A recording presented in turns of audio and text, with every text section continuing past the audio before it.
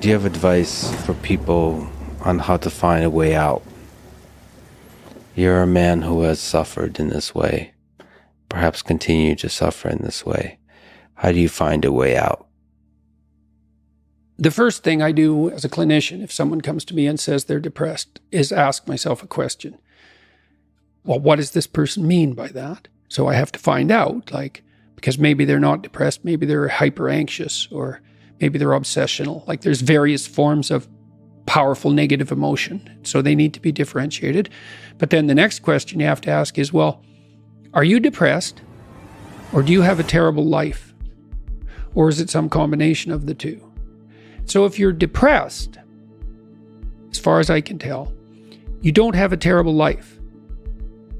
You have friends, you have family, you have an intimate relationship, you have a job or a career. You're about as educated as you should be given your intelligence. Use your time outside of work wisely. You're not beholden to alcohol or other temptations. You're engaged in the community in some fundamental sense, and all that's working. Now, if you have all that and you're feeling really awful, you're either ill or you're depressed. And so then sometimes there's a biochemical route to that, treatment of that. My experience has been as a clinician is if you're depressed, but you have a life and you take an antidepressant, it will probably help you a lot. Now, maybe you're not depressed, exactly. You just have a terrible life. What does that look like? You have no relationship. Your family's a mess. You've got no friends. You've got no plan. You've got no job. You use your time outside of work not only badly, but destructively. You have a drug or alcohol habit or some other vice, pornography addiction. You are completely unengaged in the surrounding community. You have no scaffolding whatsoever to support you in your current mode of being or you move forward. And then, as a therapist, well, you do two things. Well, if it's depression per se, well, like I said, there's sometimes a biochemical route, a nutritional route. There's ways that can be addressed. It's probably physiological if you're, at least in part, if you're depressed but you have an okay life. Sometimes it's conceptual. You can turn to dreams, sometimes to help people, because dreams contain the seeds of the potential future.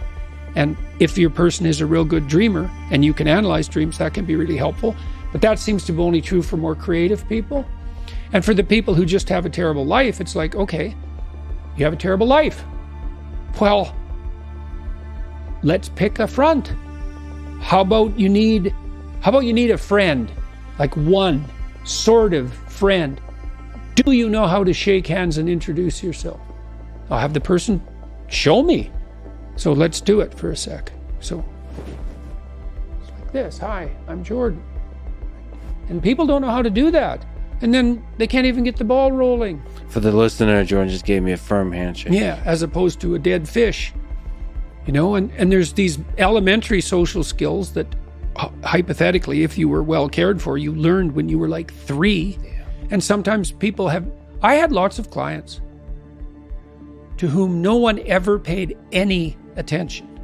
And they needed like 10,000 hours of attention.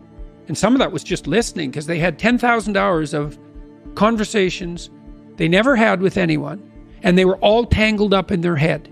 And they had to just, one client in particular, I worked with this person for 15 years. And what she wanted from me was for me just to shut the hell up for 50 minutes, which was very hard for me, and to just tell me what had happened to her. And then what happened at the end of the conversation, then I could discuss a bit with her. And then as we progressed through the years, the amount of time that we spent in discussion increased in proportion in the sessions, until by the time we stopped seeing each other, when my clinical practice collapsed, we were talking about 80% of the time. But she'd never been attended to properly, ever. And so she was an uncarved block in the Taoist sense, right? She hadn't been subjected to those flaming swords that separated the wheat from the chaff. And so you can do that in therapy. If you're listening and you're depressed, I would say, if you can't find a therapist, and that's getting harder and harder, because it's actually become illegal to be a therapist now, because you have to agree with your clients, which is a terrible thing to do with them.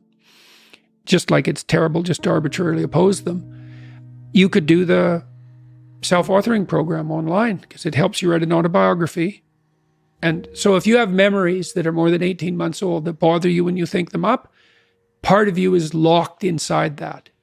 An undeveloped part of you is still trapped in that. That's a metaphorical way of thinking about it. That's why it still has emotional significance.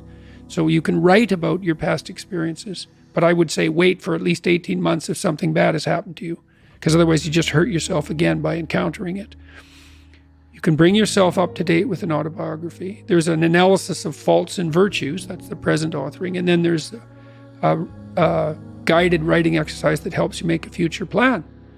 So sometimes depression is this heavy cloud that makes it hard to even make a single step towards it. Or you said isolate, make a friend. Oh man, sometimes the first step is extremely difficult. Oh my God, sometimes it's way worse than that. Like I had clients who were so depressed they literally couldn't get out of bed.